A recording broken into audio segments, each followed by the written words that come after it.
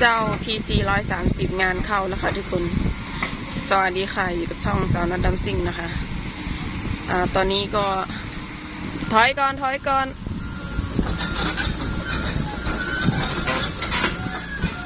ยยาวเลยปุ้งกี้ฉีกนะคะเนื่องจากขุดหินเดี๋ยวตอนนี้จะให้ช่างมาเชื่อมให้อยู่ที่บ่อนะเพราะว่าเรามีเครื่องปั่นไฟมาได้จะพาเดินไปดูเดี๋ยวรอเข้าจอดก่อน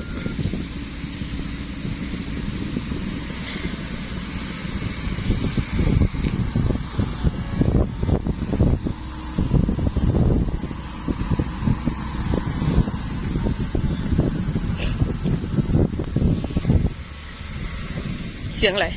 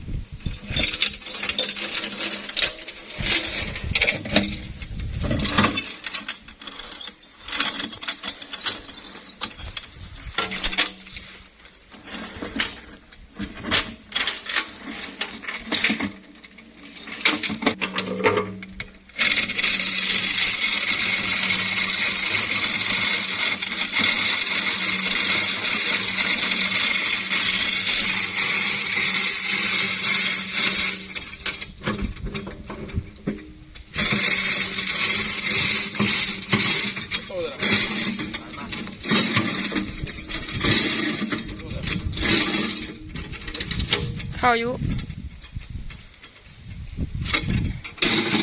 ก็ฝั่งนี้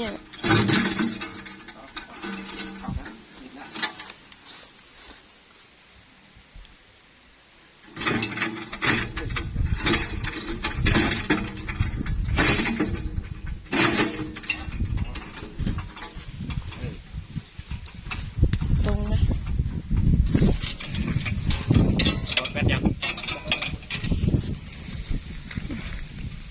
ข้างบุ้งกี้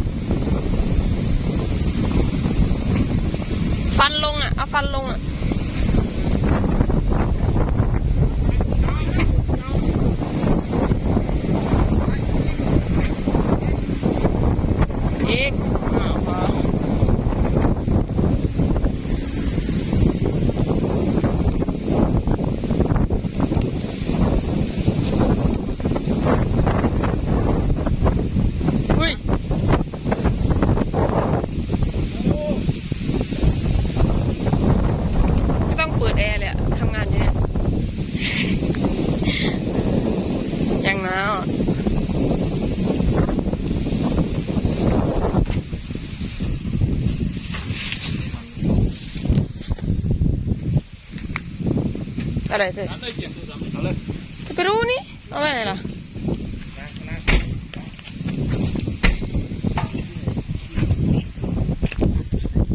ใครแรงเยอะๆอ่ะ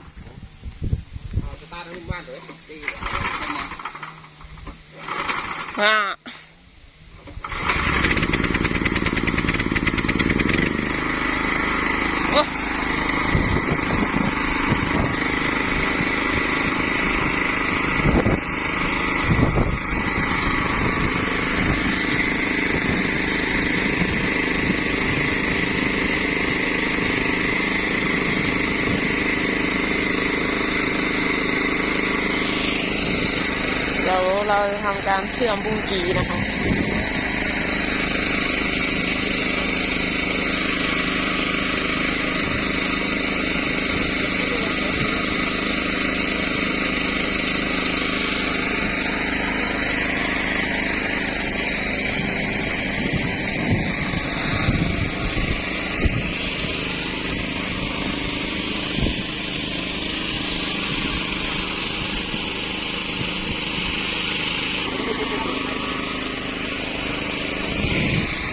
วิวบรรยากาศโอ้สุดยอดมากน่านอน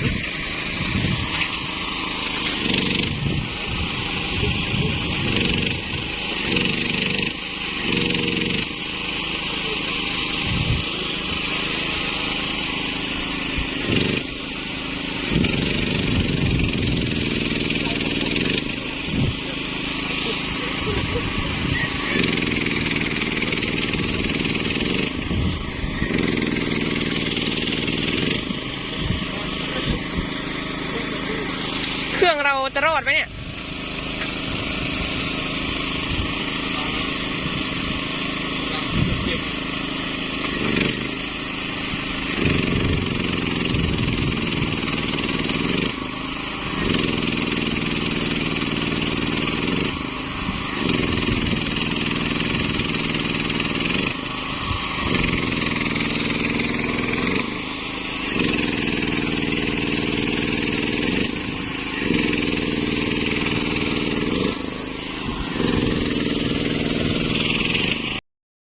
ตอนนี้เชื่อมด้านในเสร็จแล้วนะคะ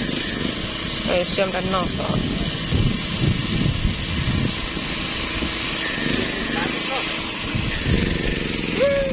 แสบตาไว้ก่อน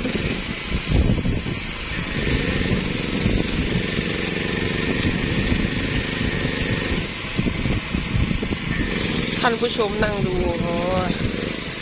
นั่งเป็นกำลังใจให้ช่างนะ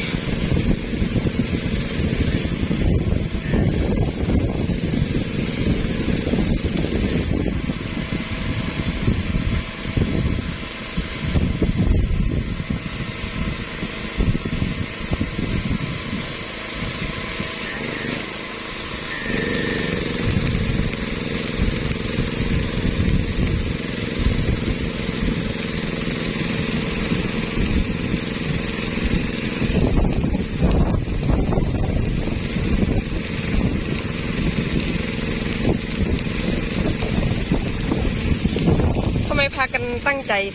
นั่งดูเถอะ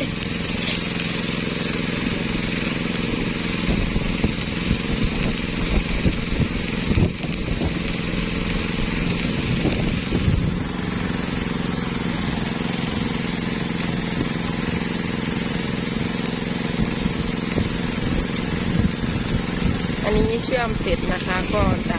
เคลียร์ลิงก์เอาหินออกก่อนให้หมดนะคะจะเริ่มวิ่ง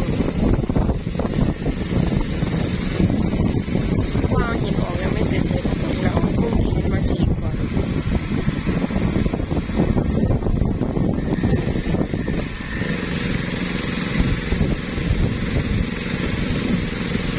แล้วก็สำหรับคลิปนี้นะคะก็ต้องขอลาไปก่อนนะคะเดี๋ยวเจอกันในคลิปหน้าบ๊ายบาย